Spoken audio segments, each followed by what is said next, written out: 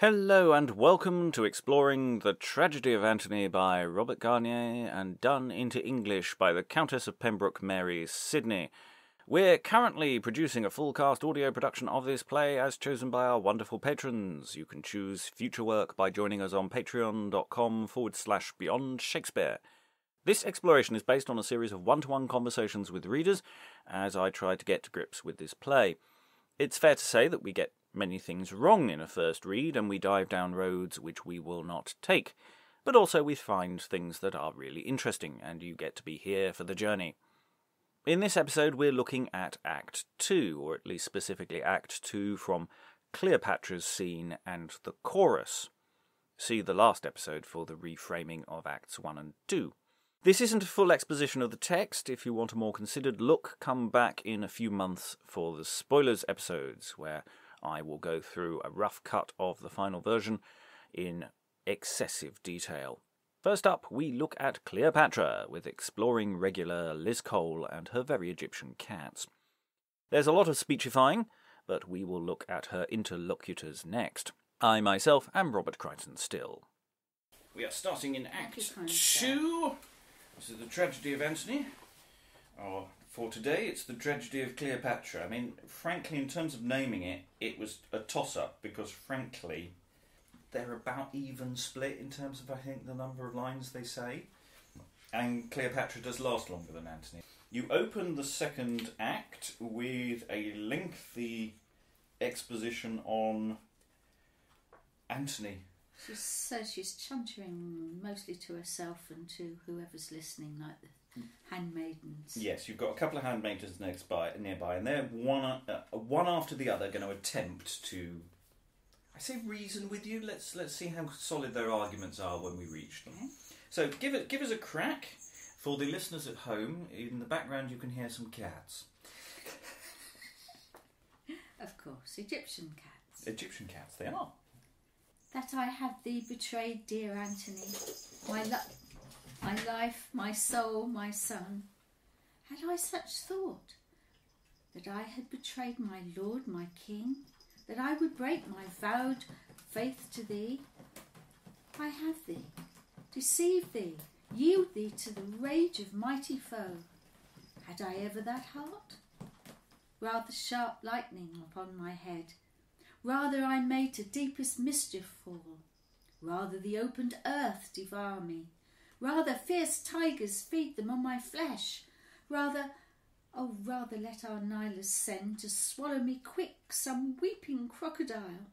So we'll just pause there at the end of that first stanza. I think you'd rather do some pretty extreme things than break your vowed faith to Antony. I think, you've spent... 10 lines or more? It's that rhetorical thing of this constant, rather I would do this, rather I would do that, rather yes. I would do that. Yes.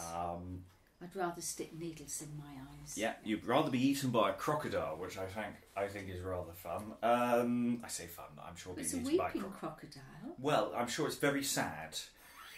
But they're crocodile tears. How do you know if it means it? It will be saying as it chomps through, this hurts me more than it hurts you. Yes.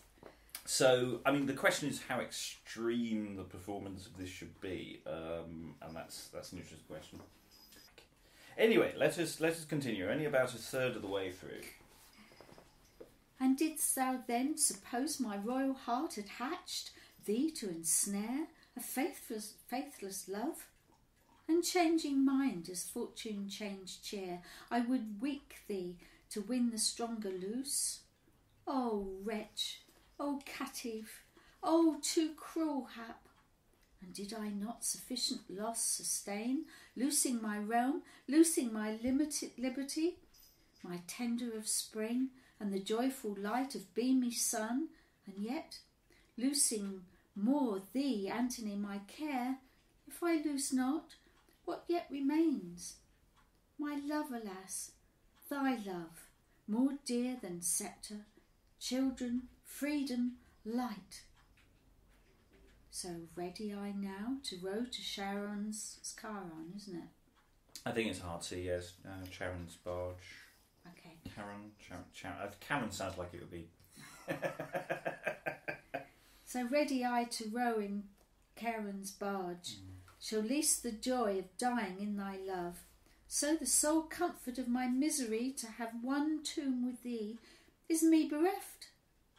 So I in shady plains shall plain alone, not, as I hoped, companion of thy moan. Oh, height of grief! Why with continual cries your griefful harms do you exasperate? Which is probably what all the audiences are saying at the time, isn't it? I mean, this is the thing, is the handmaidens do seem to be the voices of reason, while you're off in the pits of despair. I love a bit.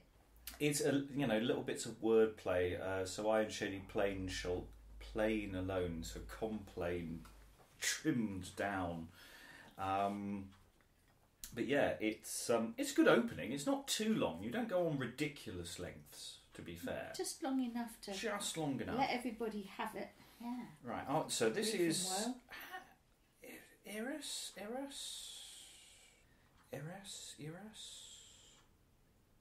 I don't think it really matters. It probably comes from whether you come from Upper Egypt or Lower Egypt, you might get a difference, like the difference in Norfolk and Suffolk. Yeah. But yeah, it's a question I should at some point answer. That said, I don't know if anyone actually ever mentions her name, but we'll probably add that into the audio. Anyway, I'll do your lead-in, because this is a bit of a back and forth. Okay. Tom, why with continual cries your griefful harms do you exasperate? Torment yourself with murdering complaints, strain your weak breast so oft, so vehemently, water with tears this fair alabaster... With sorrow's sting so many beauties wound, come of so many kings, want you the heart bravely, stoutly this tempest to resist? My evils are wholly unsupportable. No human force can them withstand but death. To him that strives, naught is impossible. In striving lies no hope of my mishaps. All things do yield to force of lovely face. My face, too lovely, caused my wretched case. My face hath so entrapped, so cast us down, that for his conquest Caesar may it thank, causing that Antony one army lost, the other wholly did to Caesar yield. For, not enduring, so his amorous sprite was with my beauty fired, my shameful flight, as soon as he saw from rank wherein he stood in hottest fight, my galleys making sail, forgetful of his charge, as if his soul unto his lady's soul had been enchained, he left his men, who so courageously did leave their lives to gain him victory. And careless of both fame and army's loss, my oared galleys followed with his ships, companion of my flight, by this base part, blasting his former flourishing renown. Are you therefore cause of his overthrow? I am sole cause. I did it. Only I. Fear of a woman troubled, so his sprite. Fire of his love was by my fear inflamed. And should he then to war have led a queen? Alas, this was not his offence but mine. Antony, ay me, who else so brave a chief? Would not I have taken seas with him, but would have left me fearful woman far from common hazard of the doubtful war? Oh, that I had believed! Now of Rome, all the great empire at our beck should bend, all should obey, the vagabonding Scythes, the feared Germans, back-shooting Parthians, wandering Numidians, Britain far removed, and tawny nations scorched with the sun. But I cared not. So was my soul possessed, to my great harm, with burning jealousy, fearing lest in my absence Antony should, leaving me, retake Octavia. Okay, this is where we really start hitting the non-woke elements of this. So it's the thing is that you are the reason for Antony, the great Antony's fall. Yes. And it's a very familiar trope that we get a lot. Of course it is. And you're explaining backplot quite helpfully, because I don't know actually how clearly defined in the earlier speeches. I think it had been. I think Antony did expound on, at Actium, you flee the the waters, and he follows. Now, in history, of course, it was a perfectly reasonable act. You know, you saw which way the wind was blowing. You got the hell out of Dodge. There was nothing more to be gained with your presence, and so he did the same. But it's this idea that he lost his wits and followed you, and his love for you destroyed him. Yes, she's so modest, isn't she? Well, it's also your handmaidens who are just constantly, obviously, building this thing of, you know, all things do yield to force of lovely face.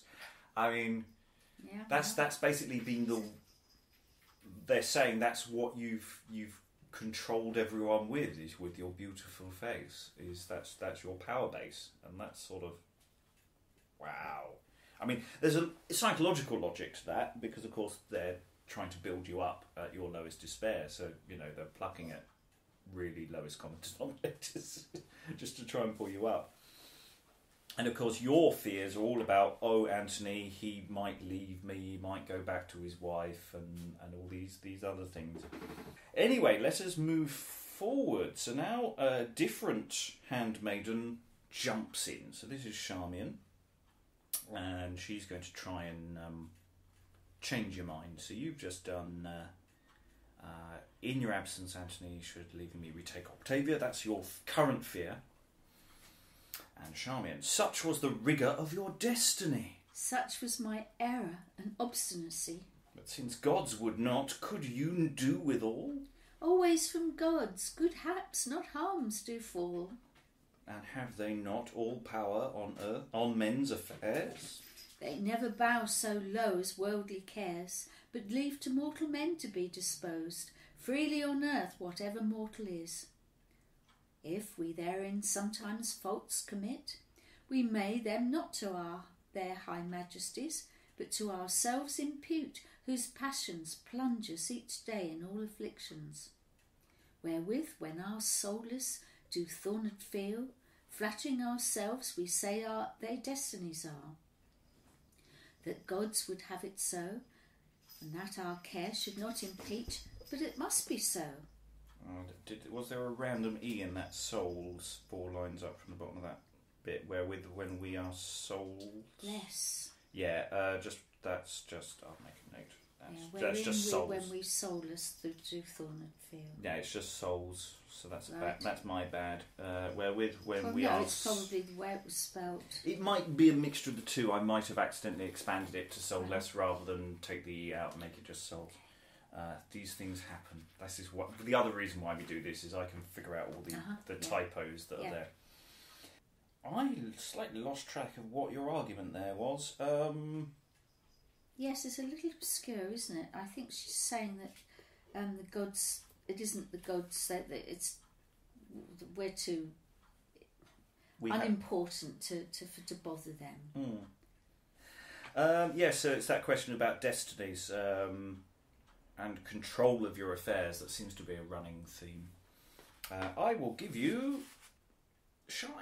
That's quite a long speech, looking at Charmian's big speech here. I've looked at this separately, so I'll just go from the latter end of that, because I don't think you need to hear all of that. It's about destiny, it's about Troy as an example of a city that was doomed, and that we're not in control of our destiny, I think. You know, the gods do that. You know, you've got to keep trying regardless, kind of thing. I might be getting it very wrong. I'll just do the last paragraph. Well, she's putting a counter argument to the fact that Cleopatra says the gods can't be bothered with us. Yeah, we're down. Then, madam, help yourself. Leave off in time Antony's rack, lest it your rack procure. Retire you from him. Save from wrathful rage of angry Caesar both your realm and you. You see him lost, so as your amity unto his evils can yield no more relief. You see him ruined, so as your support no more henceforth can him with purpose raise. Withdraw you from the storm, persist not still to lose yourself, ditch him. This royal diadem regain of Caesar. Sooner shining light shall leave the day and darkness leave the night. Sooner moist currents of tempestuous seas shall wave in heaven, and the nightly troops of stars shall sign within the foaming waves, when I thee, Antony, leave thee in deep distress. I am with thee, be it thy worthy soul lodge in my breast. Oh, it's in thy breast, sorry. My worthy soul lodge in thy breast, or that lodging part crossing the joyless lake to take her place, in place prepared for men, demigods. Live, if they please. If life be loathsome, die. Dead and alive, Antony, thou shalt see thy princess follow thee, follow and lament thy rack, no less her own than was thy weal. What helps this rack, this everlasting love? Help, or help not, such ought I prove. How ill done to lose yourself and to no end. How ill, think you, to follow such a friend? But this your love naught mitigates his pain. Without his love I should be inhumane. Inhumane he who his own death pursues. Not inhumane who miseries eschews. Live for your sons. Nay, for their father die. Hard-hearted mother. Wife kind-hearted I. Then will you deprive of royal right? Do I deprive them? No, it's destiny's might. Do you not them deprive of heritage that give them up for adversaries' hands? A man forsaken, fearing to forsake, whom such huge numbers hold environed? To abandon one against whom the frowning world, banded with Caesar, makes conspiring war? And just before you leap into that, let's just go through that. So they're throwing all Back these and things forth, at you. yeah. Do the politically necessary thing. You might survive, your children might survive, but no, you definitely want to wield. She's just blinkered, isn't she? She's going to stick with Antony Yeah. no matter what, and I suspect you may now tell us at great length. The less ought I to leave him left of all. A friend in most distress should most assist. If that when Antony, great and glorious, his legions led to drink Euphrates streams, and so many kings in train redoubting him, in triumph raised as high as heaven, highest heaven, lord-like disposing as him is best, the wealth of Greece, the wealth of Asia, in that fair fortune had I him exchanged. For Caesar, then, men would have counted me faithless, unconstant, light, but now the storm and blustering tempest driving on his face, ready to drown. Alas, what would they say? What would himself in Pluto's mansion say? If I, whom always more than life he loved, if I, who am his heart, who was his hope, leave him, forsake him, and perhaps in vain, weakly to please him who hath overthrown, not light, unconstant, faithless should I be, but vile, forsworn of treacherous cruelty. Cruelty to shun, you self-cruel are. Self-cruel him to cruelty to spare. Our first affection to ourself is due. He is myself. Next it extends, and I didn't even listen to your response there, I just carried straight in. Next it extends onto our children, friends, and to our country soil, and you, for some respect of wifely love, or be scarce wifely, lose your native land, your children, friends, and, which is more, your life. With so strong charms doth love bewitch our wits, so fast in us this fire once kindled flames. Yet if his harm by yours redress might have, with mine it may be closed in darksome grave. And she then goes on at quite length. Then let your love be like the love of old. Build him a massive tomb and honour his memory, because he's going to die. There's nothing you can do about that. But you can live on and remember him, which is what that speech basically says. Honour his memory with doubled care. Breed and bring up the children of you both in Caesar's grace, who as a noble prince will leave them lords of this most glorious realm.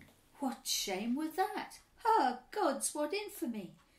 With Antony and his good haps to share, and overlive him dead, deeming enough to shed some tears on a widow's tomb? The after-livers justly might report that I, him only for his empire loved, and high estate, and in that hard estate I for another did him lewdly leave, like to those birds wafted with wandering wings, from foreign lands in springtime here arrive, and live with us so long as summer's heat, and their food lasts, and then seek another soil. And, as we see with ceaseless flocking of seely flies, a brownish cloud to vintage wine yet working in the tun, not parting hence while they sweet liquor taste, after the smoke all vanish in the air, and of the swarm not one so much appear. By this sharp death what profit can you win? I neither gain nor profit seek therein. What praise shall you of after ages get?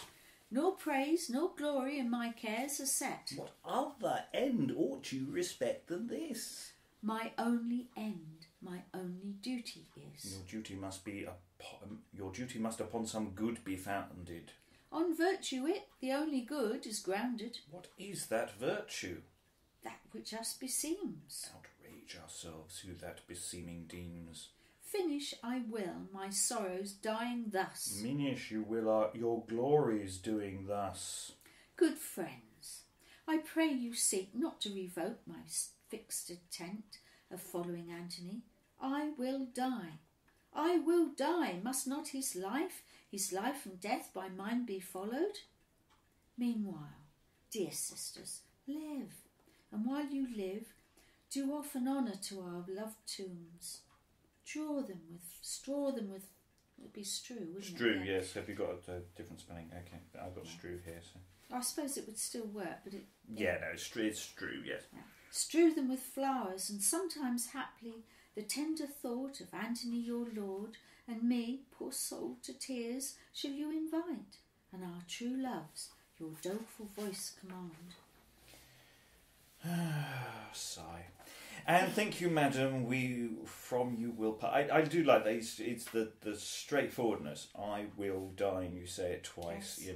You know, there's no doubt where She's this determined. story is going. You're absolutely determined. There's no point fighting it anymore. We'll just do a little bit of complaining about the fact. And thank you, madam. Oh no, actually, this is almost a rebuke from Charmian here, because she's going. You're saying I'm going to die. Off you go. Yeah. And we just go.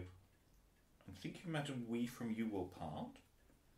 Think you alone to feel death's ugly dart? Think you to leave us, and that same sun shall see at once you dead and us alive? We'll die with you, and Clotho pitiless shall us with you in hellish boat embark. Ah, live, I pray you. This disastered woe which racks my heart alone to me belongs. My lot belongs not to you, servants to be. No shame, no harm to you, as is to me. Live, sisters, live, and seeing his suspect hath causeless in me in sea of sorrows drowned, and that I cannot live, if so I would, nor yet would leave this life, if so I could, without his love.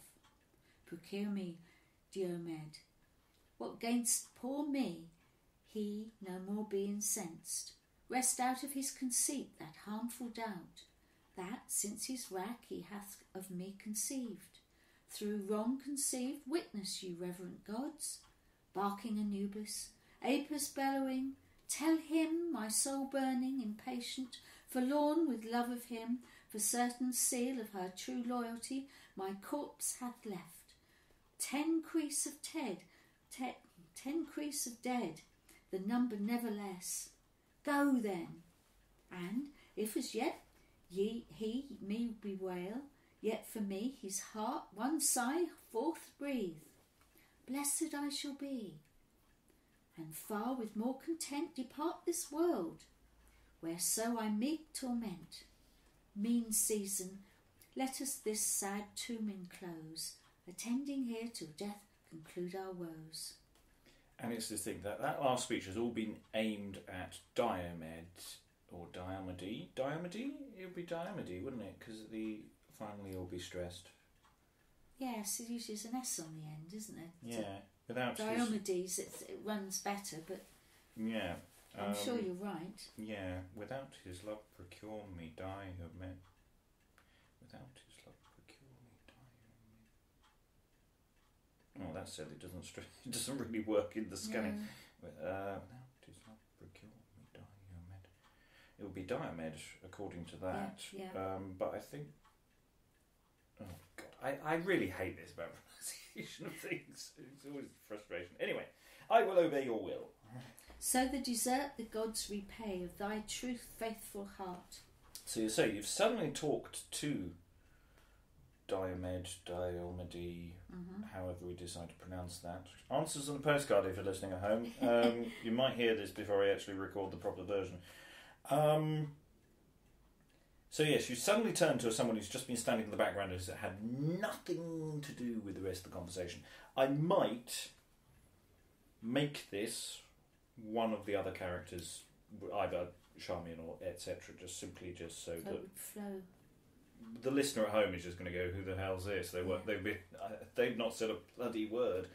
But I haven't decided yet, so I may change my mind on that. But I'm just going to pause. Well, actually, any additional thoughts about Cleopatra and this little? It's flowed actually quite well, I have to say.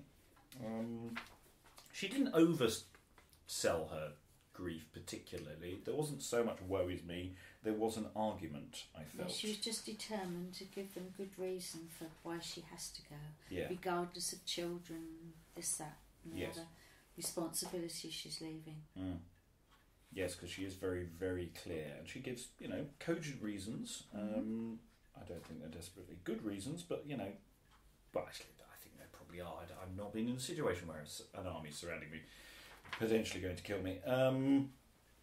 Maybe it's more plausible my children will survive if I'm dead, but who knows. And now we look at the dialogue of the person she's talking to, Charmian.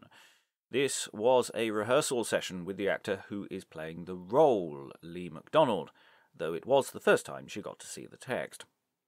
Getting our first impressions of Charmian. She's in two scenes, mostly there as counterpoint, I think, for Cleopatra, but you are allowed to tell me that I'm wrong. I'm allowed to, okay. So they're obviously quite close in their way. Yeah, but there's a question of status. I'll give you the feed into where we are on page 14. Okay. Give you a sense of what's going on, because there's been about 2 pages of Cleopatra going, "Oh wretch, oh caitiff, oh too cruel hap, and did I not sufficient loss sustain?" It's very florid. Okay. So there's a lot of that. Okay, so I'm basically, my job is to calm her down. And and talk around and we'll get into the argument of what precisely you're talking about as we go through it. And if that helps. Yeah, all right. And just leaping straight in and finding out. I'll give you the 4 lines prior to that first gambit, so you get a sense. I am for the moment Cleopatra, the part I was born to play. Such good casting. Marvellous. But I cared not, so was my soul possessed to my great harm with burning jealousy, fearing lest in my absence Antony should, leaving me, retake Octavia. Such was the rigour of your destiny. Such was my error and obstinacy. But since gods would not, could you do withal? Always from God's good haps, not harms do fall. And have they not all power on men's affairs? They never bow so low as worldly cares, but leave to mortal men to be disposed freely on earth, whatever mortal is. If we therein sometimes some faults commit, we may them not to their high majesties, but to ourselves impute, whose passions plunge us each day in all afflictions, wherewith when we our souls do thorned feel, flattering ourselves we say they destinies are, that gods would have it so, and that our care could not impeach, but that it must be so. Things here below are in the heavens begot, before they be in this our world born. And never can our weakness turn awry the sailless course of powerful destiny. Sailless? Sailless, yes. Sailless. Yeah, sailless. It's sailless, isn't it? Sailless. It's a weird... Sailless. Yeah. The sailless course of powerful destiny. Naught here force, reason, human providence, holy devotion, noble blood prevails. And Jove himself, whose hand doth heavens rule, who both to gods and men as king commands, who earth our firm support with plenty stores, moves air and sea with twinkling of his eye, who all can do Do. Yeah. Okay, sorry, darling. No, there's a few of things like that. Yeah. Okay. Who all can do, yet never can undo what once hath been by their hard laws decreed. When Trojan. Sorry. Is it down as an I or a Y? Yeah, it's a J. Sorry. That's right. That's okay. Trojan. There'll be little typos like that. Okay. When Trojan walls, great Neptune's workmanship, environed were with Greeks, and fortune's wheel doubtful 10 years now to the camp did turn. Not sure what I mean there. Okay, so you're going into example mode. Okay. Okay. When Trojan, yes. So going back to Troy as the example of when they were besieged. Neptune's workmanship, environed were with Greeks, and fortune's wheel doubtful 10 years now to the camp did turn. Okay. And now again towards the town returned. How many times did force and fury swell in Hector's veins, egging him to the spoil of conquered foes, which at his blows did fly, as fearful sheep at feared wolves approach, to save in vain, for why?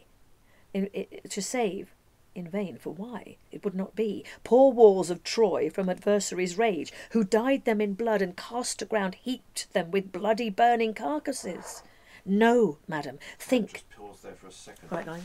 Okay. Did 4 lines up from where we got to the no, to save in vain. How have you got that punctuated? I've got in vain ... colon. In vain. No. In vain ... For why ? It would not be. Yeah, it's interesting. In my edition, we've got some brackets.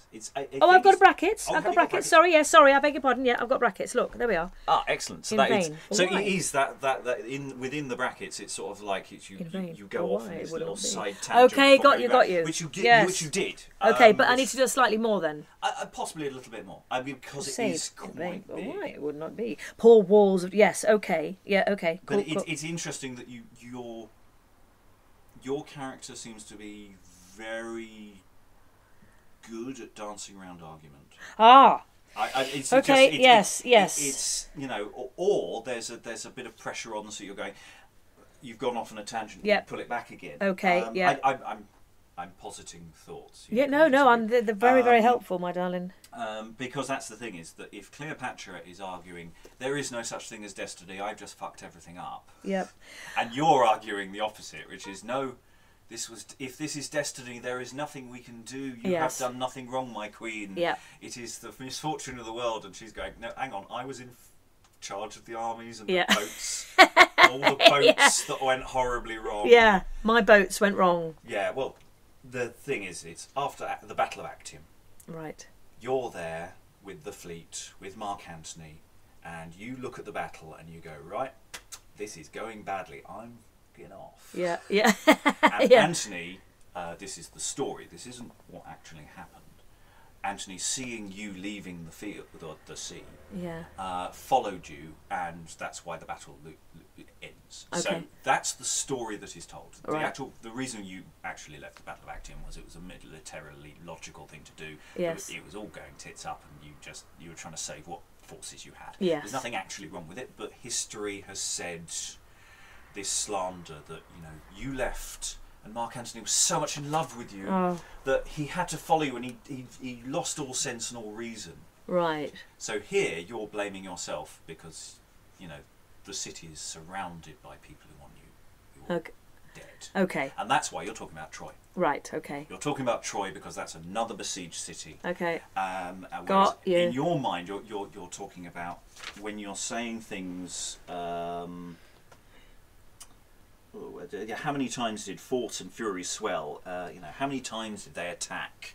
10 years passed. It's not a desperately good argument, actually, because the Trojans lost. Right. But, yes, okay. She's grasping at straws a little bit. Yeah, I think so. But we still haven't finished the argument. Yep. You're only halfway through. I'm halfway through. I'm in the so middle of it. Maybe you're clutching at straws. Maybe there's a panic to this. Okay. Maybe there isn't. I don't know. We'll find the emotion when we've got the sense. If that makes sense. Okay. No, madam, think that if the ancient crown of your progenitors, the people before, thank you. People before, okay.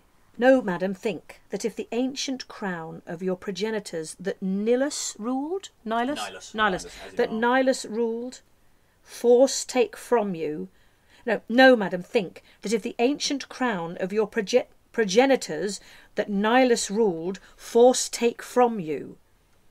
The gods have willed it so, to whom oft-time princes are odious. They have to everything an end ordained. All worldly greatness by them bounded is, some sooner, later some, as they think best. None their decree is able to infringe. But which is more to us disastered men. I like the word disastered. It's a weird It's a new one, isn't it? I wouldn't.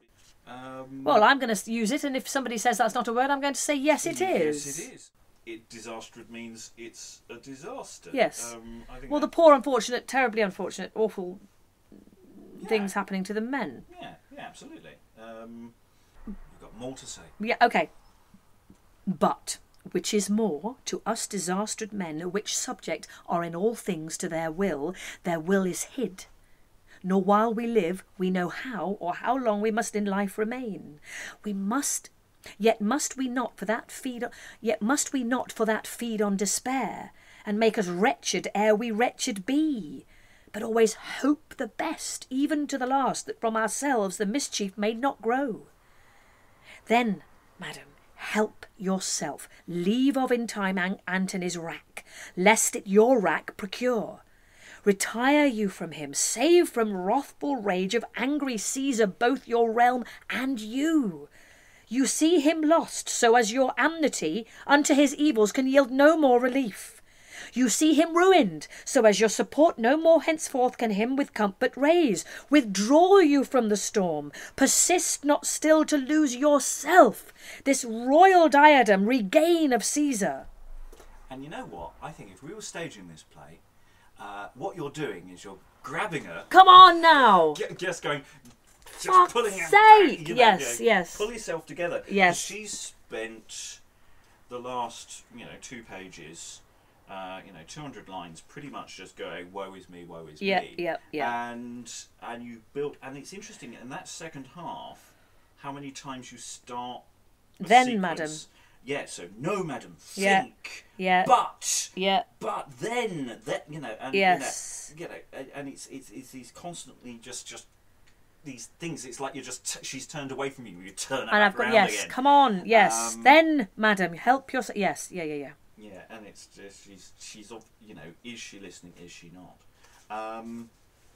Could we go back to the beginning of that? Yes, let's go back. Tell me what lines I'm not making sense on. It's coming across. I mean, you're working your way through. Yeah, the first bit I really wasn't sure about. No, this bit I am. That bit not. And that's why I want to go back. Yeah, I want okay. to sort of get a sense. Okay, let's get a I don't know either. So this is okay. That's good to know. We're learning together, and I'm not worried about whether we know the answers. Okay. All right. As long as it sounds good.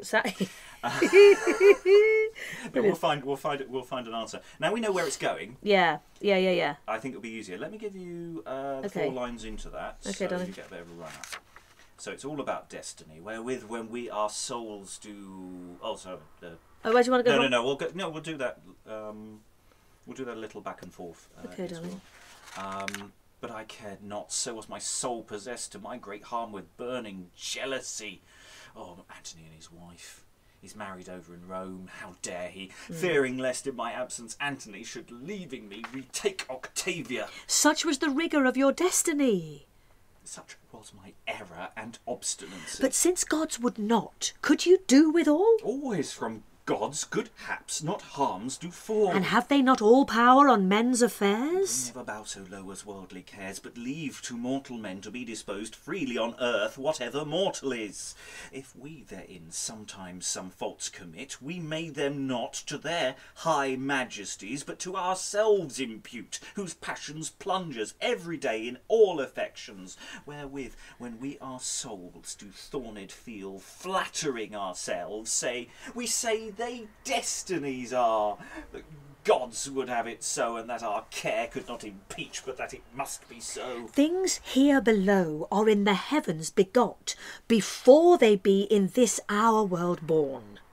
And never can our weakness turn awry I want to get this word right, sorry. Say less. I don't know. I think it could be just sailless. I think it's all right. Sailless. Yeah, because it's the sailless course. Okay, darling. Sailless. There's nothing giving you any direction. Okay. I think. Okay. And never can our weakness turn awry the sailless course of powerful destiny.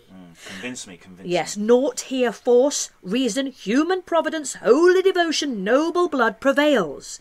And Jove himself, whose hand doth heaven's rule, who both to gods and men as king commands, who earth, our firm support with plenty stores, moves air and sea with twinkling of his eye, who all can do, yet never can undo, what once hath been by their hard laws decreed. When Trojan walls, great Neptune's workmanship, environed were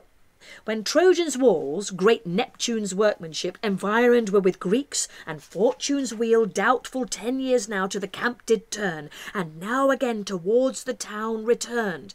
I'm not making sense of that bit. Yeah, I need to... I think it's partly because you went into it with the same energy from the Okay, previous I need bit.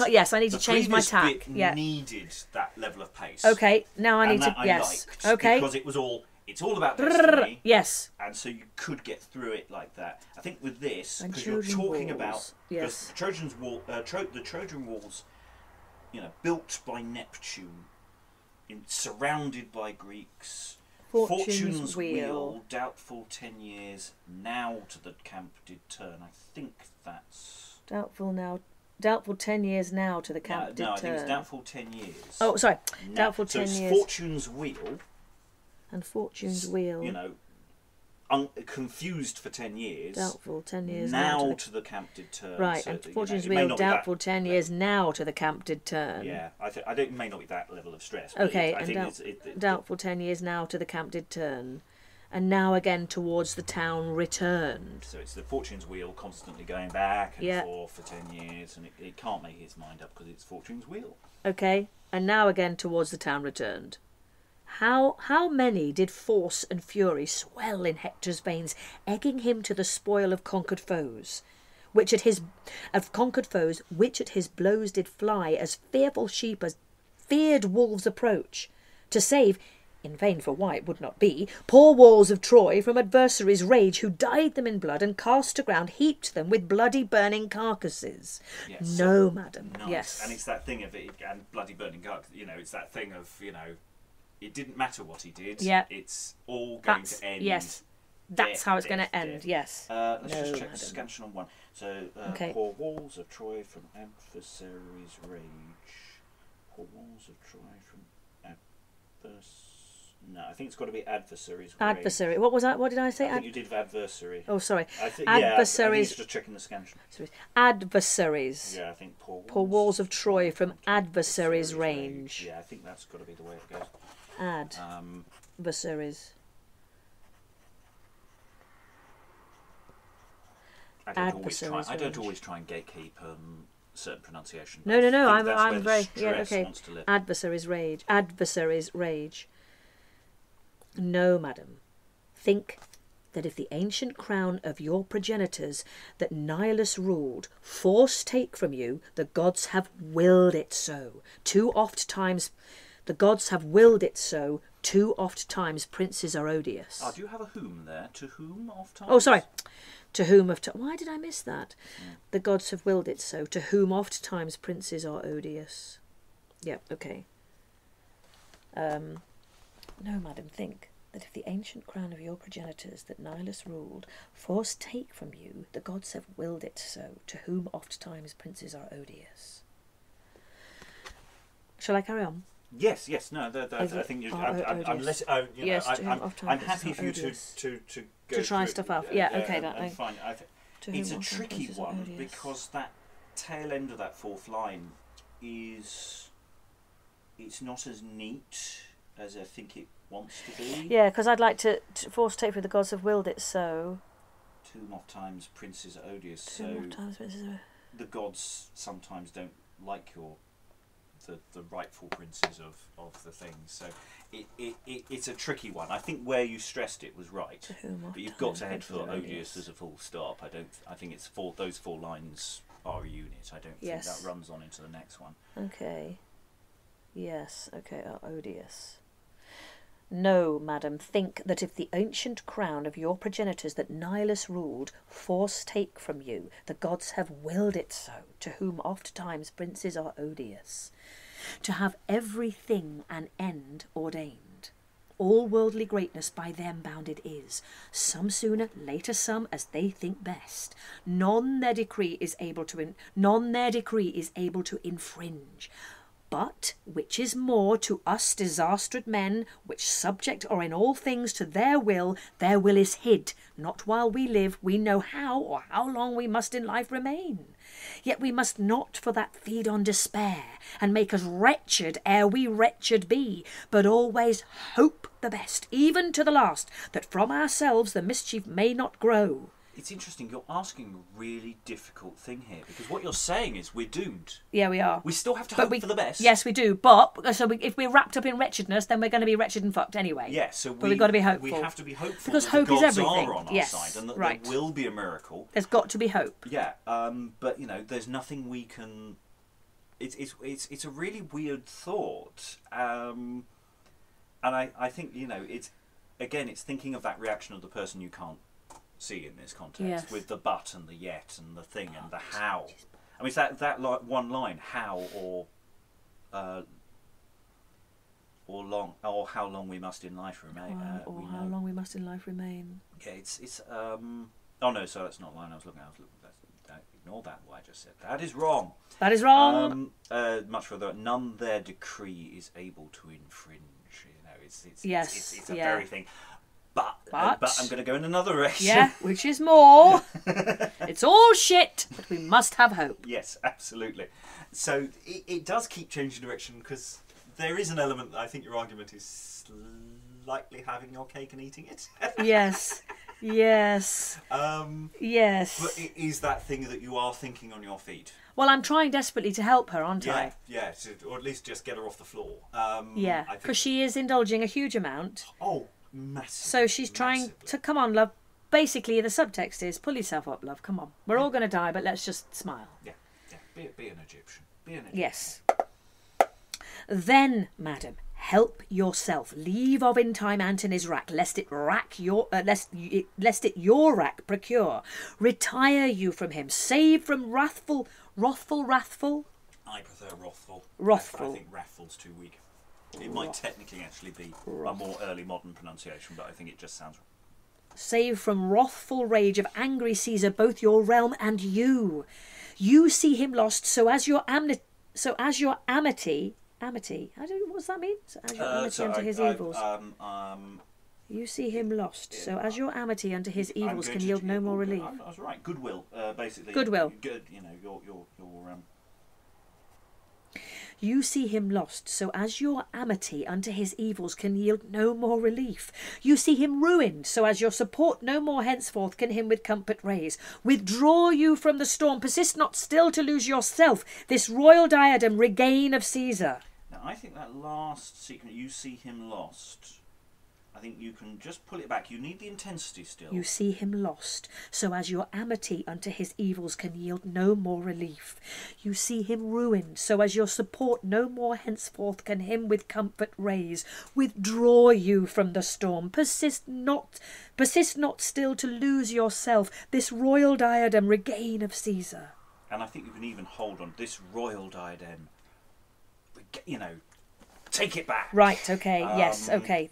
Right. And that you can put additional pauses in there. But you don't want me to be too on with regards to you see him lost. You don't want me to too much on that. No, I don't think Okay. I think that was right. Okay. That was the right pacing for that. I think it's just that I think the problem with this royal diadem regain of Caesar is it's if you go into it too quickly, Yeah. we lose the sense because it's not quite a proper sentence. Right, yes. Yes, okay. It should be regain of Caesar this royal diadem to work as a modern sentence. Right, okay. You know, it's that thing, it's poetry, so therefore it's backwards.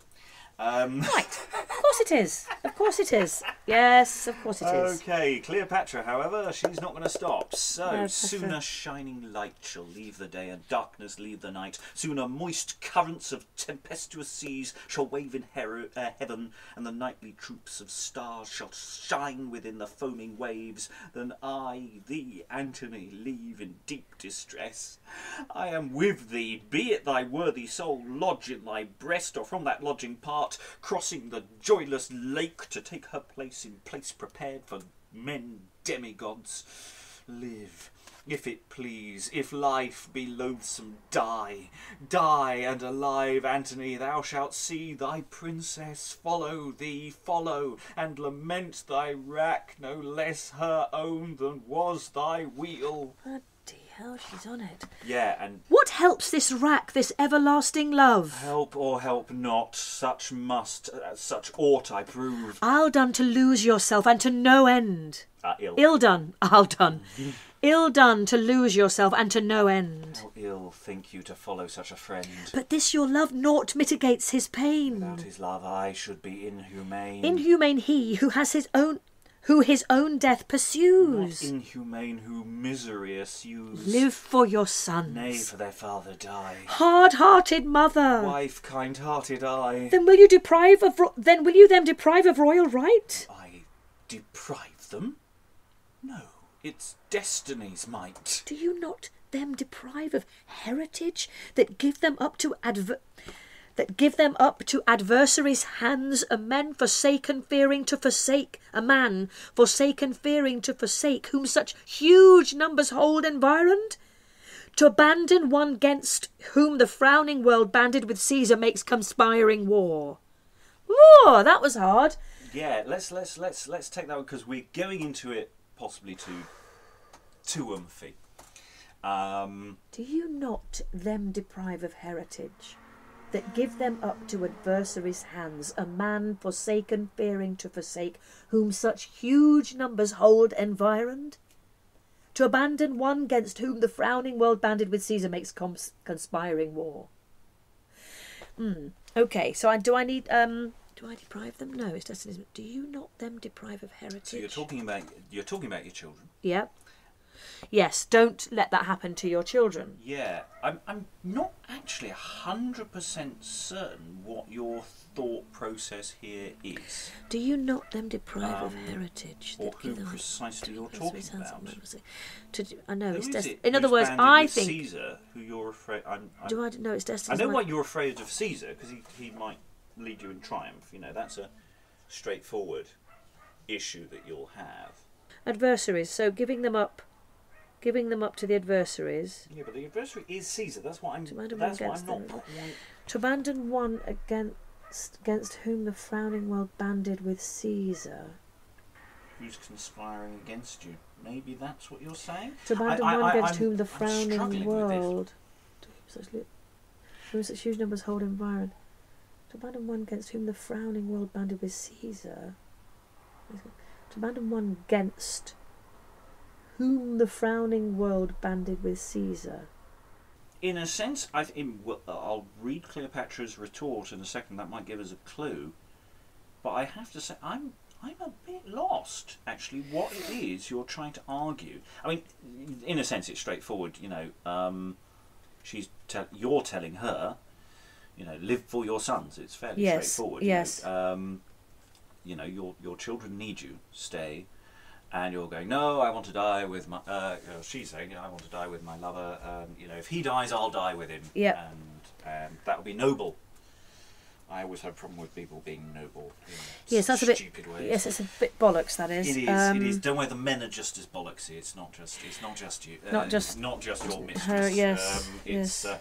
Trust It was me, all a bit. It was all a bit like that then, wasn't it? Yeah. Well, or at Being least, noble. Yeah. Oh God. It's the Mark Antony. He goes off on one just as much. It's an equal opportunities going off on one. Bless them. Play this. The point is, we're trying to demonstrate what is easy about it. You know, because ultimately, if someone in the future wants to do a live version, you know, finding out what the, you know, it's all very well to say, well, we've got this beautiful recording and it sounds great. Yeah. But it might be helpful to the next people to yes. know what the hell we're talking about. So lines 323 to 29, we have no idea at the moment. Yeah. That will be, you know, so that's a thing for future me. Yeah. When it comes to, you know, doing the introductory bits for this and using a bit of this to say, look, we're professionals. We don't know all this. We don't know what the fuck she's talking about either. Yeah. And, you know, in a production, maybe cut this bit. Maybe cut this bit. Actually, I don't know. I think it sort of flows fine. Let's see what... I'll do Cleopatra's bit and we'll move forward rather than go over that to death. All right, darling. And we'll see if Cleopatra sorts it out for us. Yes, yes. Okay. The less ought I to leave him, least of all. A friend in most distress should most assist. If that when Antony, great and glorious, his legions led to drink Euphrates streams, so many kings in train redoubting him, in triumph raised as highest heaven, lord-like disposing as him pleased best the wealth of Greece, the wealth of Asia. In that fair fortune, had I him exchanged for Caesar, then men would have counted me faithless, inconstant light. But now the storm and blustering tempest driving on his face, ready to drown. Alas, what would they say?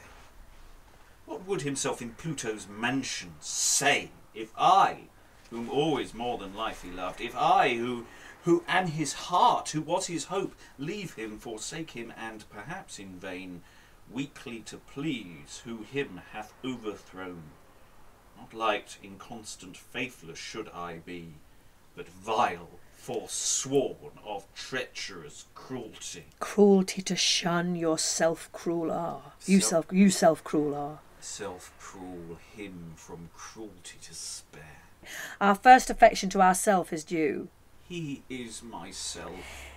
Next it extends unto our children, friends, and to our country soil. Now I think you almost ignore Cleopatra's interjection there. Right, you okay, don't obviously say it at the same time. No. But you haven't...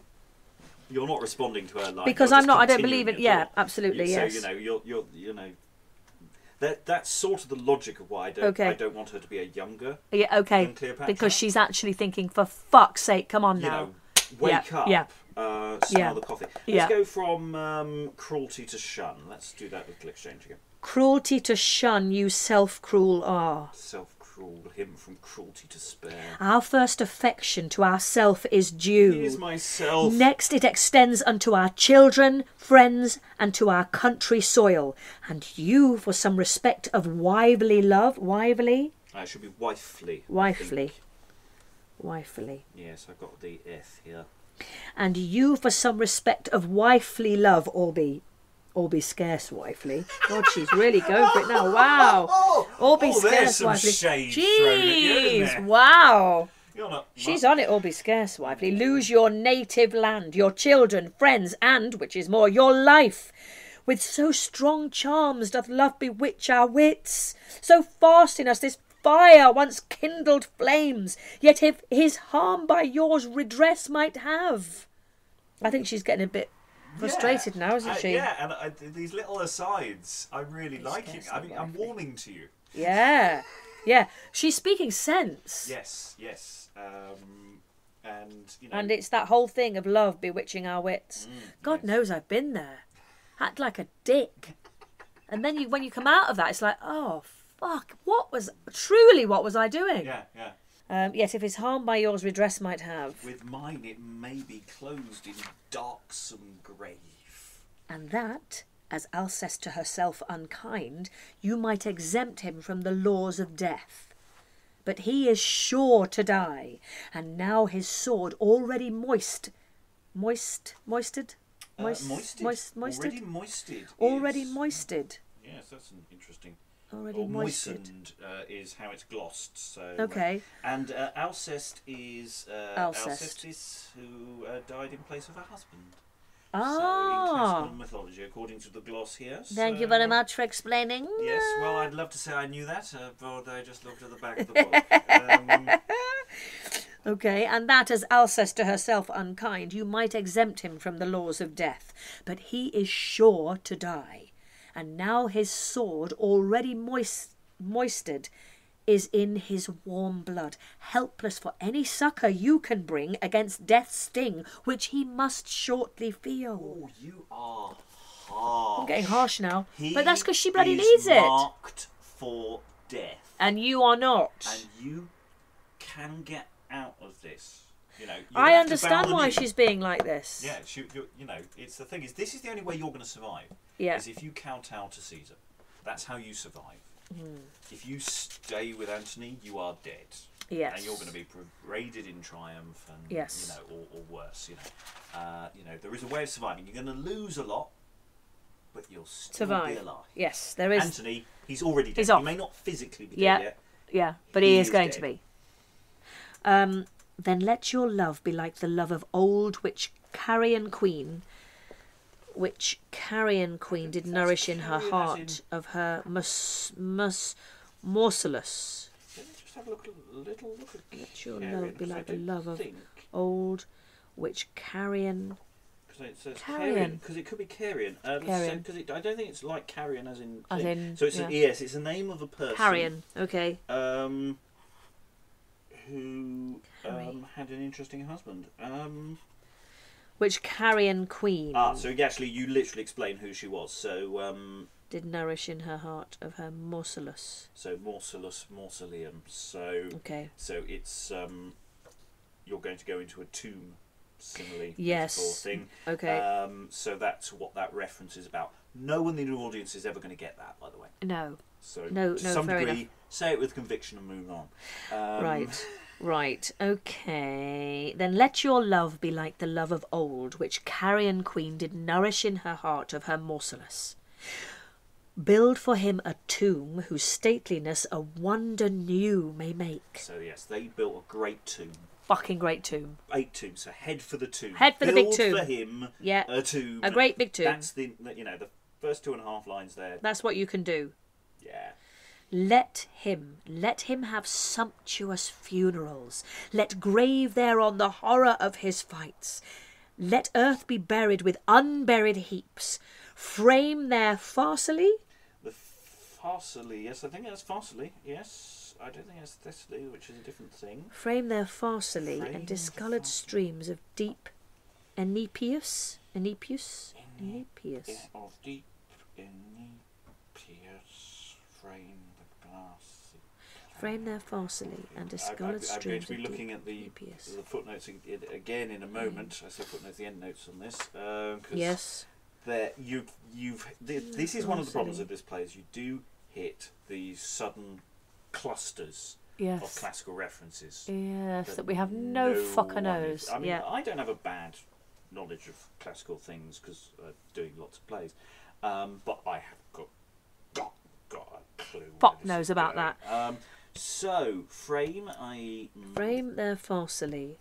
Site of the battle between Julius Caesar and Pompey, which Antony commanded at. So. Okay, so it's a place. Frame their Pharsally and discoloured streams of deep Enipeus. So I assume that's some sort of blood? That's the river nearby. Discoloured streams of deep Enipeus. What the fuck is Enipeus? It's deep and it's in a stream. It's the river. It's the river. So I see. Yes, okay. And discoloured streams of deep Enipeus. Yeah. Frame the grassy plain, which lodged his camp at siege of Mutina. Which lodged his camp. I think it's probably Mutina. I'm not going to gatekeep that too much because I genuinely don't know. I think so long as it's said with conviction, I don't think it matters. Mutina. Okay. Make all his combats and courageous acts and yearly plays to his Prage institute. Honour his memory with doubled care. Breed and bring up the children of you both in Caesar's grace, who as a noble prince will leave them lords of this most glorious realm. So... Wow. She's really... Build Antony a great monument. Make it make it fucking amazing when he's dead. Absolutely. You're going to have festivals. Festivals for him. And then you really, bring up the children of you both in Caesar's grace. Yes. We'll leave them lords. Who will look after you if you look after him. You pass the baton basically now to... Yes, she doesn't have another little go though, doesn't she? You do. But you pass the baton and they do a little back and forth, and then you have a sort of parting shot before you all exit. Okay. So basically, Cleopatra's saying, "I'm going to die. I'm yeah, going to die. She's still on you it, all leave me," and this is what I really quite like is just going, "Oh, we're not going anywhere. Yeah. I've tried to talk you round. I've failed. Yeah. But we're not going anywhere. Yeah. You know, you are loyal. Okay, you know, she's you sticking could with almost her. be affronted. I don't know. You can decide how you want to play it in a moment. But you know, that's quite an interesting turnaround. And actually, I must get that right in terms of what the other people will do in this scene. But I think that's a really interesting thing, because Cleopatra then finds some sort of almost force for life following that. She goes, "Oh no, live, I pray you," and you know, you're going, "Yeah, no, I'll die with you. It's all right. I'll die. We're good. Wow. We're good." Wow. Wow. Told you it was cheerful. God. Deeply joyous. We'll look at the other more cheerful things next. They are more fun. So I'll just give you the running of Cleopatra doing her woe is me act. Yes. Strew them with flowers, and sometimes happily the tender thought of Antony your lord, and me, poor soul, to tears shall you invite, and our true love your doleful voice commend. Oh, sorry. And think you, madam, we from you will part? Think you alone to feel death's ugly dart? Think you to leave us?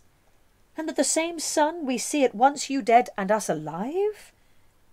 We'll die with you, and Clothio pitiless shall us with you in hellish boat embark. Okay, yeah, that's a big one, isn't it? Okay. Yeah, I think we'll die with you. To absolutely. Yep.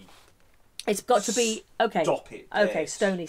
Okay. And some comfort coming in there as well, maybe. We'll die with you. And think you, madam, we from you will part? Think you alone to feel death's ugly dart? Think you to leave us? And that the same sun shall see us at once you dead and us alive? We'll die with you. We'll die with you. We'll die with you. And Clothio pitiless shall us with you in hellish boat embark. So that's... We'll die with you. How have you got... I've got Clotho. Clotho, sorry, not Clothio. Or Clotho. Clotho. Who the fuck's Clotho? Well, the equivalent of, what's his name, across the sticks. It's just the Egyptian right, okay. equivalent of Clotho. Clotho sounds wrong, doesn't it? Clotho. I think I don't think there is a right that I'm going to say is a thing. And Clotho pitiless shall us with you in hellish boat embark. Cheery. So it gets worse. Great.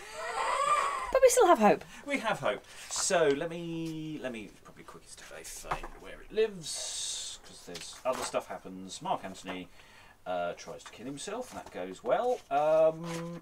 Then you are there when Cleopatra says goodbye to her children. They're sent off, and you don't say a lot. It's mostly Cleopatra going, woe is me again, and you're just there to, I think, basically feed. You're there as a line feed. A line really.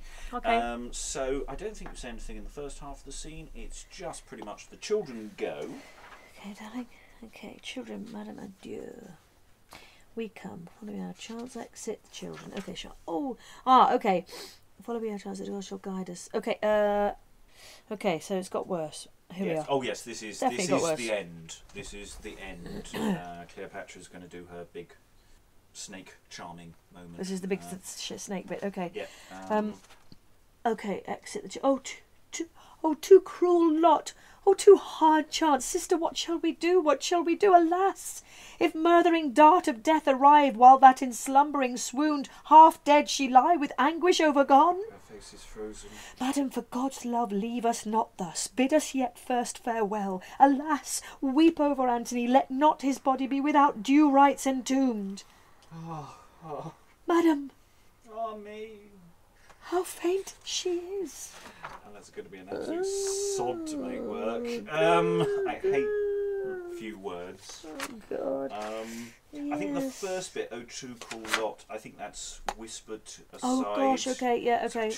And then you go, "Madam, for God's love, leave us not Oh, thus." too cruel lot. Oh, too hard chance, sister, what shall we do? What shall we do? Alas! If murthering dart of death arrive, while that in slumbering swooned, half dead she lie, with anguish overgone. Have you got swoon or swooned? Swooned. Take the ED off. I think I've got slumbering swoon here, so let's make it While singular. that in slumbering swoon, half dead she lie, with anguish overgone. Her face is frozen. Madam, for God's love, leave us not thus. Bid us yet first farewell. Alas! Weep over Antony. Let not his body be without due rites entombed. Madam, Me. how faint as she is. Hold me up. There's no stage direction saying precisely at what point she uses the snake, so it sounds here like I think she's just swooned because of the children going. Okay, I don't think she's actually okay, dying. doing that. No, not yet. But okay. you can still play it like that. I think that concern is good. Okay, Cleopatra makes a massive speech. Your co-handmaiden gives you this cue line in. Okay. Alas, let us weep, lest sudden death from him our tears and those last duties take unto his tomb we owe. Oh, let us weep while moisture lasts, then die before his feet. Oh, gosh. Yes, it's really interesting. It's sort of very the cheery. expectation you're just going to drop dead. So I do think maybe there is a whole. So we're all there's almost like okay. some physical action that's not mentioned here. Yes, that's. Because the thing is, you can't be doing the poisony stuff when the children are present. That would be weird. They get rid of the children, but there's no break anywhere that I can see. Interesting. Okay. Yes. Yeah, There's. it's interesting. Yeah. You're right. There's no. Okay. I don't think you've done anything to yourself yet. Let's see. Okay. Cleopatra's a little thing. She's talking about weeping. Then let the blood from my sad eyes outflow, and smoking yet with thine in mixture grow. Moist it and heat it new, and never stop, all watering thee, while yet remains one drop. Antony. You're over the body of Antony. Antony, take our tears. Right. Okay. Right. Okay. Antony, take our tears. This is the last of all the duties we to thee can yield before we die. She follows on the thought. Before we die. And that's it. That's charming. That's that's the end of the play. That's into a different play there. In that folder. Okay. So it's interesting that you don't get a death scene, as far as I can tell. There's no mention here as to you doing anything. You're just standing over Mark Antony's body. She's off doing her speech. She speechifies herself to death. Right. I think she talks herself through it. I haven't gone into detail, and all I'm doing at the moment is demonstrating my ignorance of the play that I'm producing. It's but that's why I do this. I think out loud. I think out loud. Well, we're finding out together, Well, aren't the we? thing is, there's so many options here that the edition. This is pretty much the only edition I've got. Right. There is another edition which I haven't as of yet managed to get a copy of. Right. The problem is that this isn't thinking about it as a practical piece of stagecraft of like. If Mark Antony's body is on stage, there's no mention of it in the stage directions here. So, is he about? Are you standing over? It would make sense if you are standing over his now corpse, because he's been brought to the monument, and Cleopatra is planning her death. The children are got rid of. So, how is the death by poison, snake poison thing happening, and are you partaking of it? You might not. I don't know precisely whether in the actual history you actually do kill yourselves or not. I suspect you do. Because you talk about it vaguely. Yeah, okay. So I think, broadly speaking, just be sad. That's great direction, that. Yeah, just be sad. Thank you. Yeah. Be sad. I'll be sad, darling. You know, there was a time I was a good director and I gave Darling, I useful really... notes. Do you know what I mean? Let's be brutally honest. Be sad's enough. Just be sad. Yeah, if Just an actor can't be sad, then they're really not the right person, really, are they? No. And, you know, if it doesn't sound right, I'll, you know, get you in again and we'll do another take. Well, I mean, I'll we can... think. But that's the thing, is that's part of the reason why, you know, we're doing this, is to talk through it and find out how that goes. Now, we didn't do a session on Eras, but she was covered by me a couple of times in the last 2 recordings. So this scene in Act 2 ends with Diomed, who is sent to Antony. I got Liz Cole once again to read this. I was hoping that I could do some cunning eliding of parts so that this dialogue could be given to the actor playing Eras. And from this reading, I thought it might work. In rehearsal with the actor Sarah Golding and the 2 parts back to back, it clearly didn't. So the conclusions reached here are not followed through. Briefly change character. Okay. And read the Diomedy. I did look online at the names and I googled them, and that came up as a female name. There's a character later on who could be female, but the name came up as being mostly associated with male. But it's that kind of thing that, again, I don't really care, because I'll probably... Some of these peripheral characters will get conflated into one or shifted around, and this is one of them. Yeah. So could you just read that long speech, because I want to get a sense of what the hell's going on in this person's mind, because I haven't got it yet. So your mistress is said she's going to die, everybody else is entering a suicide pact, trigger warning there, people, and let's see where it goes. Okay. And is not pity, gods, ah, gods of heaven, to see from love such hateful fruits to spring? And is not pity that this firebrand so lays waste the trophies of Philippi fields? Where are those sweet allurements, those sweet looks, which God themselves right heartsick would have made? What doth that beauty, rarest gift of heaven, wonder of earth? Alas, what do those eyes? And that sweet voice all Asia understood, and sunburned Afric, wide in desert spread. Is their force dead? Have they no further power? Can they not by them Octavius be surprised? Alas, if Jove in midst of all his ire, with some thunderbolt in hand, some land to plague, had cast his eyes on my queen, out of hand, his plaguing bolt had fallen out of his hand. Fire of his wrath into vain smoke should turn, another fire within his breast should burn. Naught lives so fair, nature by such a work herself should seem in workmanship hath passed. She is all heavenly, never any man, but seeing her was ravished with her sight. The alabaster covering of her face, the coral colour her 2 lips and grains, her beamy eyes, 2 suns of this our world, of her fair hair, the fine and flaming gold, her brave straight stature, and her winning parts, and nothing else but fires, fetters, darts.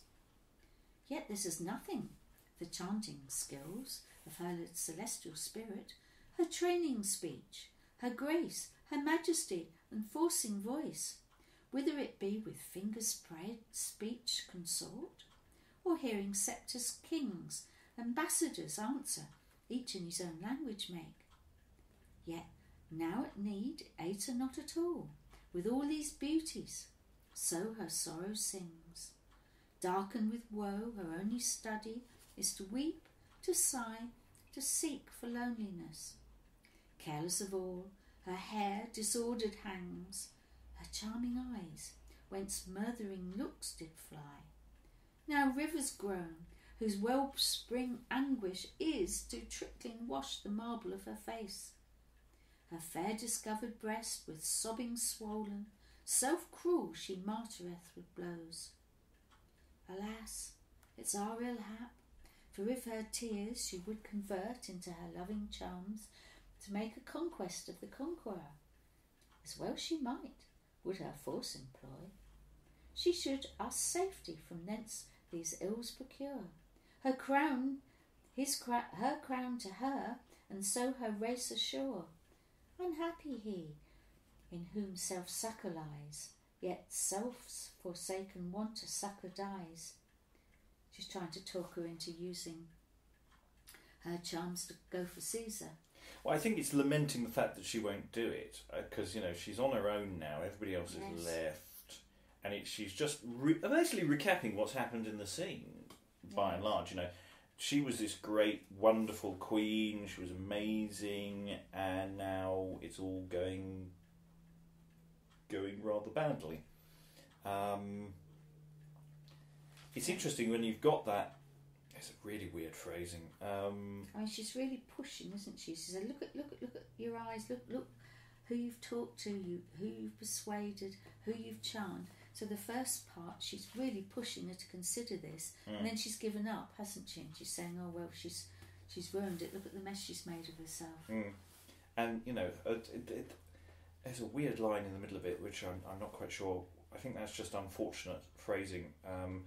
You know, when describing how wonderful she was, you know, alabaster covering of her face, which is this constant refer. That's an interesting thing we keep going back to. Her brave straight stature and her winning parts. I know there's a modern connotation that's coming across there, and it's just I'm not sure what that's supposed to originally have meant. Is that her accomplishments? Could be if she's got a lovely straight stature. She may employ her body with grace, gestures. I mean, they're suggesting that all the languages she can communicate in, and her speech, maybe she delivers them with not just words, but with grace. Because it's that thing. This is what she looked like before, and now she's fallen to this. You know, her hair disordered hangs. So it's all about, again, it's all visual. It's where we can't really say it's desperately woke, because you know it's all about the appearance of Cleopatra falling to distraction. It's quite a good speech, but it's got absolutely no individual character. You know, Diomed could be easily doubled with Charmian or Heiress happily. I think I could just happily give that to one of the other actors. She could. I mean, the only difference is that the others are just slavishly trying to either to dissuade her to do away with herself or think of the children, whereas this one is more standing outside and summing up what she could do and what state she's in now. Well, I think the assumption here is that everybody is left for this speech, so she's alone. So she's effectively the argument's over. She's pondering on it. Yeah. So it's wondering about it's a closing of the act or closing the episode. I mean, there's a chorus speech afterwards, but that'll probably get trimmed right down. But no, I think that's quite effective, and I think we can happily give that to somebody else. So. And finally, back to Alan Scott with the chorus, following on in real time from reading the two previous chorus sections, so we may refer to last time. Anyway, end of Act 2. So we have a Cleopatra being sad scene with her handmaidens, which then is followed by an Antony scene. So let us have a look at this one, really. This one seems much more talking about themselves in a much more active sense. I could be wrong. Or at least the land in which they live. O sweet fertile land wherein Phoebus did with breath inspire. Third mention of Phoebus so far. Man who men did first begin, formed first of Nile's mire. I've got Nilus. Yeah. It's so I think that there is deliberately down as Nilus. I think that's a choice. Okay. Yeah. Let's just start that one from the top. Okay. O sweet fertile land wherein Phoebus did with breath inspire. Man whom men did first begin, formed first of Nilus' mire. Whence of arts the eldest kind, earth's most heavenly ornament, whereas from their fountains sent to enlight our misty minds, whose gross sprite from endless time, as in darkened prison pent, never did to knowledge climb. Where the Nile our Father God good, Father-like doth never miss, yearly us to bring such food as to life required is, visiting each year this plain, and with fat slime covering it, which his 7 mouths do spit, as the season comes again, making thereby greatest grow, busy reapers' joyful pain, when his floods do highest flow. Wandering prince of rivers thou, honour of the Ethiope's land, of a lord and master now, thou as slave in awe must stand. Now of Tiber, which is spread, less in force and less in fame, reverence thou must the name, whom all other rivers dread, for his children swollen in pride, who by conquest seek to tread around this earth on every side. Now thou must begin to send tribute of thy watery store, as sea paths thy steps shall bend, yearly presents more and more. Thy fat scum, our fruitful corn, piled from hence with thievish hands, all unclothed shall leave our lands, into foreign country borne, which puffed up with such a prey, shall thereby the praise adorn of that sceptre Rome doth sway. So we've got about halfway through, and finally this paean to "O great Nile," it's getting to that point of we're under the foot of the Roman boot. Well, I mean, effectively what you've got is the first 2 stanzas are straight Egyptian. Nile is the important. Yes. And interesting, I think And then it gets compared with Tiber in the and next. yeah, but the other interesting one, I think, in Egyptian mythology, Nile is seen more as a mother goddess than as a father goddess. But there's an interesting confusion here. So Phoebus is treated a bit like Ra.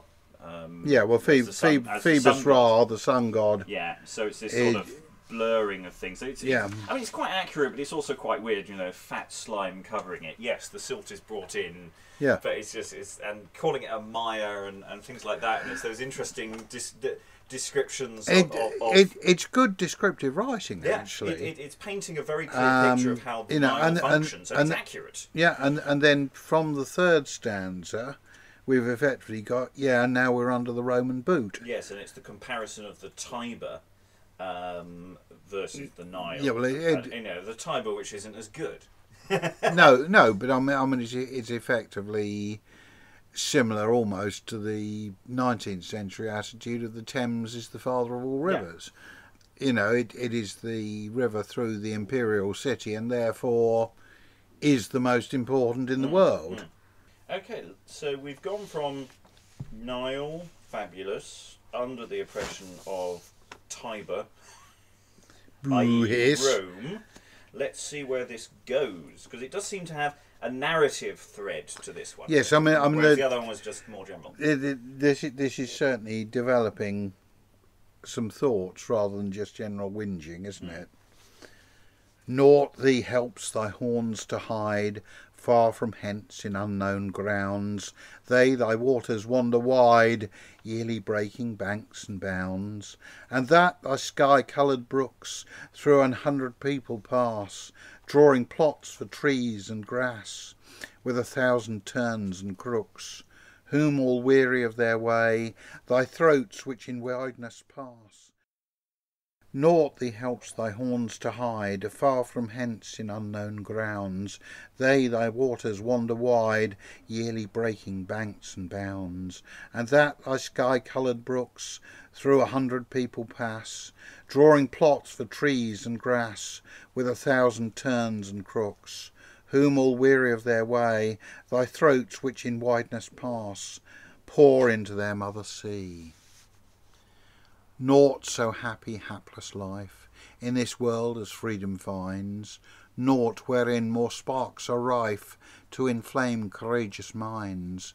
But if force must us enforce, needs a yoke to undergo, under a foreign yoke to go, still it proves a bondage worse, and doubled subjection. See we shall, and feel and know, subject to a stranger grown. From henceforward for a king, whose first being from this place should his breast by nature bring care of a country to embrace, we at surly face must quake of some Roman madly bent, who our terror to augment his proconsul's axe will shake, driving with our kings from hence our established government, justice sword and law's defence.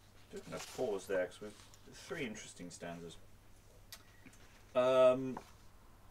Naught thee helps thy horns to hide.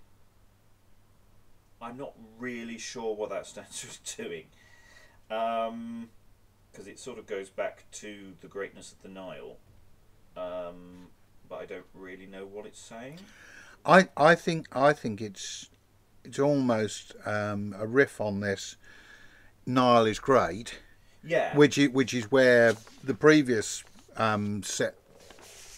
Where this one began, yeah, and then it's basically what we've got almost is a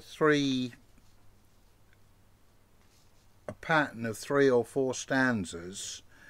The first 1 or 2 of which are basically saying Nile's great. We're ancient, that's where I was, and we've now been taken over. Yeah, but this is the problem. Is it doesn't quite follow the pattern, because we had two stanzas on the Nile, 2 stanzas on Roman domination, Tiber dominating. Then we've got this random stanza that I don't really know what it says, apart from some stuff. Then we go to freedom from the over people. Tyrants have sway over our lives, and that it feels like we've got this sort of marking water stanza that I don't really know what it says. The river doesn't help us to hide. Is that what it's saying? That it's great, but the river isn't going to do anything apart from just flow past us. Is that what it's saying? Is it sort of old man river? The river's just going to keep going. We're the ones who are rolling screwed. along. It's not as all the other stanzas I've got and gone yes, But that's a stanza I'm going, that one's what? It just didn't, and I'm looking at it and I'm sort of thinking, yeah, maybe that's what it's saying, but it's asking to be cut. Okay. Yeah, I'm not. It just feels weird where. Yeah, it is. I think it's weird, but I Because think its the weirdness is thought- part of it. Yeah, but the thought follows on from the previous stanza. So if we'd gone from which puffed up with such prey shall thereby the praise adorn of that sceptre roamed of sway, into naught so happy hapless life in this world as freedom finds, that thought seems to follow on logically. We've got a progression of thought. Yeah, this does seem to be almost an interloper. I may be overstating it. I think it probably, that's one you may find if you go back to the original French text. There's something clearer That's not here. Yeah, I mean, I'm just wondering whether, there's almost a repeated verse or something. That I can see where you're coming from on that. I sort of think it does make sense, and it does in the sense, I think it's, yes, the river, does not hide us from the world around us, and there's almost a throat-slitting element to that final bit, their throats pour into their mother's sea. But yeah, I mean, it doesn't actually advance the argument, but it's a nice bit of verse in its own right. Yes. I mean, that's it's until one does more work and gets someone to try and act it in a way which we're not really trying to do now. No. Anyway, let's look at the last 4 stanzas. We've got to the tyrant figure. I like some of this stuff. His proconsul's axe will shake, which I'm not sure if is pathetic or not. It feels a little... I'm just trying to remember whether the the emblem of the proconsul were the fasces. Let's have a little look. There's a footnote on this one, so let's see if this edition has anything useful to say. Oh, you're absolutely right. So it's I knew my trip to Pompeii years ago was would come in useful. Yeah. So, no, I mean it's a just, good bit of classical learning, and you know, I just liked it as a line, but it sort of didn't quite land right. It feels a bit almost. But comic. no, I mean, but it's accurate. It makes sense, and in fact, when I did the Southern Italy trip, which is a decade and more ago, we actually went to Brindisi, and juxtaposed with the Roman remains, you've got an enormous monument built by Mussolini with the fasces on it. Effectively. Okay, let's finish this and then we'll Right. I think have a little break it. I think that sounds like a good idea. Nothing worldly of such might, but more mighty destiny, by swift time's unbridled flight, makes an end his end to see. Everything time o'erthrows, naught to end doth steadfast stay. His great scythe moweth all away, as the stalk of tender rose. Only immortality of the heavens doth it oppose 'gainst his powerful deity. One day they will come a day which shall quell thy fortune's flower, and thee ruined low shall lay in some barbarous prince's power, when the pity-wanting fire shall, O Rome, thy beauties burn, and to humble ashes turn thy proud wealth and rich attire. Those gilt roofs which turret-wise, justly making envy mourn, threaten now to pierce skies, as thy forces fill each land, harvest making here and there, reaping all with ravening hand, they find growing anywhere. From each land, so to thy fall, multitudes repair shall make, from the common spoils take, what to each man's share may fall, fingered all thou shalt behold, no jot left for token's sake, that thou wert so great of old. I've got jot there in the original. I've got iota. Okay, well you've got IOTE. They are actually the same word. Jot is the anglicisation of iota. Yeah. I think. Does iota work better with the scansion? Fingered all thou shalt behold, no iota left for token's sake. No jot left for token's sake. Jot does seem to flow better, doesn't it? It flows better, and also I think it fits better because this is actually quite an starting from the one day there will come a day. It's basically, look Romans, look to yourselves, because sooner or later some bugger's going to have you. And therefore it's a lot of these ones, and jot is a more aggressive word than iota. It does scan better, doesn't it? It does scan better. Yeah. And we're going with jot. No jot left for token's sake. No iota left. It's just got too many. You've got to turn too many angles. You know, and the thing is that you're looking at, or the way I see it, you're actually got quite an aggressive speech here. Oh yeah, no, this is. I'm really liking this part. You know, this speech is going down my. It's prophecy. Rome, you're in ascendance now, but one day you will burn. And of course, the advantage of history is we know it will burn. Yes.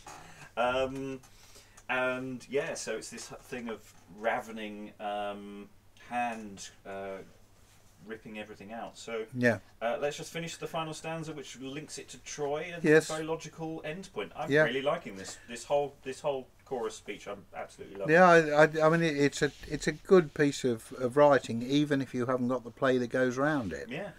Like unto the ancient Troy, whence derived thy founders be, conquering foe shall thee enjoy, and a burning prey in thee. For within this turning ball, this we see, and see each day, all things fixed ends do stay, ends to first beginnings fall, and that naught, how strong or strange, changeless doth endure alway, but endureth fatal change. Because the other thing it says is not just obviously by hating Rome as it obviously does, and talking about one day Rome will be pillaged and burned, is of course it's saying at this moment in time that is literally happening to us and our people now. Yeah. So it's painting a picture of the now as well. So, as to us, so to thee in future. Yeah. And so again, it creates an energy and a sense of what's happening around the rarefied court scenes of Cleopatra, which we've just had. So it punctuates that. I say rarefied. I don't know that it is rarefied. I think that's actually probably unfair. So you get a sense of flow from the initial despair of the armies coming, we're going to be put underfoot in the previous chorus sequence, for this, which is, they're here, we are under the tyrant's boot, but one day we'll get our revenge. Time will work our revenge for us, which I really like. So no, that's a keeper. That's a keeper. Yeah, I think that one works because it has a narrative flow. I mean, the problem with the first two choruses is, I think they're good in context, but they're not really exciting speeches. I think it would only be if we actually did the.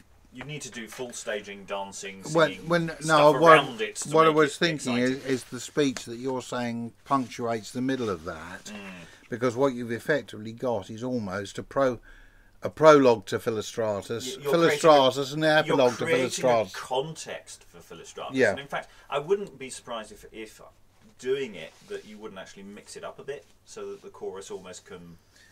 You use some of the chorus material to almost talk back to him. Yeah, rhubarb. Break it up a bit, and I think that would be quite exciting. Anyway, let us take a break. I think so. That's actually we've covered a hell of a lot. And that was the text of Act 2 as part of our prep for the proper recording. There may be time to throw in your 2 cents if you have any thoughts about it, and we might change our approach for the final version. Or not. Send thoughts, suggestions, clarifications, and passive-aggressive abuse either to our Patreon page by joining us, or on Twitter at Beyond Shakes, or you can email us at admin@beyondshakespeare.org. More from the Tragedy of Antony, Act 3, coming soon.